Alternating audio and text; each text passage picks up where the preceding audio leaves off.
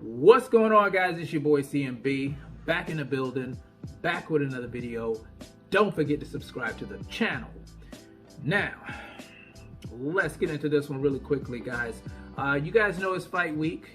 We have Canelo Alvarez going up to light heavyweight, taking on the WBA light heavyweight champion, Dimitri Bivol. It's May 7th at the T-Mobile Arena, guys, in Las Vegas, Nevada.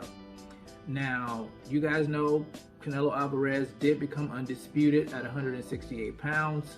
So his titles won't be on the line. It'll just be Bivol's title on the line. Now, we know at the time when he was trying to make that fight with Caleb Plant, that PBC wanted, a multi-fight deal with Canelo Alvarez. What we didn't know was what the deal, the details of the deal. We didn't know what the details were of the deal. So now it's come out that Canelo Alvarez turned down, get this, guys, $100 million deal for the DAZN deal. So I want to read a little bit of this article I got here on Boxing Scene and catch you guys up to speed on what's going on with the situation and give you guys my take on it. Okay, so it says here, what hasn't been revealed until now is that the exact offer from Al Haymon's Premier Boxing Champions and Showtime that Alvarez turned down to accept the DAZN's deal included the option of a pay-per-view fight against undefeated welterweight champion Errol Spence Jr., Tom Brown, whose company TGB Promotions represents Spence, and Jamal Charlo. Informed BoxingScene.com that PBC offered Alvarez a $45 million guarantee to fight Jamal Charlo on Saturday night, and if he would conquer Charlo, a $55 million guarantee to fight either Spence at a catch weight of 164 or David Benavidez at the 168-pound limit. So there you have it, guys. $100 million deal on the table, and he turned it down for a deal at DAZN. That doesn't look good on the surface, but I will say this: we don't know what the DAZN deal offered Canelo Alvarez. But let me say this: as an American boxing fan, I'm sure a lot of American fans will agree with this. Those guys, Jamal Charlo, Errol the Truth, David Benavidez, Errol Spence Jr., those are fights that they would like to see Canelo Alvarez in, as opposed to fighting the Russian guys at 175. I think more people in America will be inclined to watch these fights. These fights would definitely put butts in the seats. Take all three of these fights, put them in Texas, and they're going to blow the roof off of pay-per-view sales, gate sales, everything, because you have two guys, and Errol Spence Jr. and Jamal Charlo, who reside in Texas, so they're going to have a fan base. You guys know Canelo Alvarez has a huge fan base in Texas.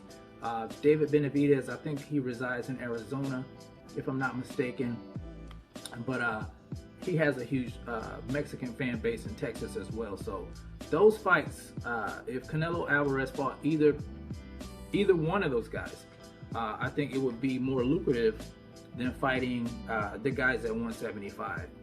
Out of all three of those guys, of course, Errol Spence Jr., he's the only one who's a pay-per-view star.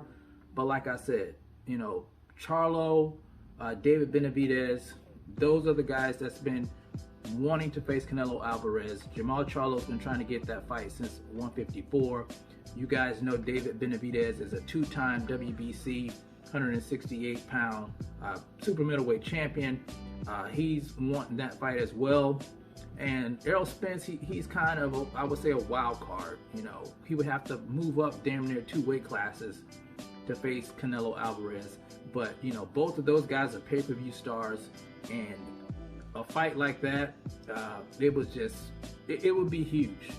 And you guys know it would be huge, especially after the performance that Errol just put on against Jordanis Ugas. Now, I will say this, at Canelo's defense, he says he's looking for legacy. He's looking to become undisputed in 2 weight classes. And he has his work cut out for him. I can't front. There's some tough fights at 175. Beeble's not an easy win. He's not an easy win. Now, the thing with Triple G, I don't really agree with. I don't think he should fight Triple G again. Let's face it, Triple G is 40 years old.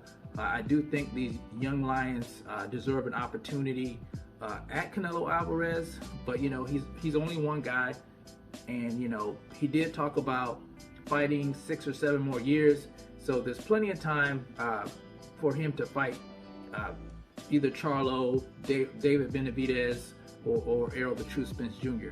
But I have to be honest here, he has to fight at least one of these guys, or there's always going to be questions. There's always going to be questions from the fans. Was he running scared of these guys?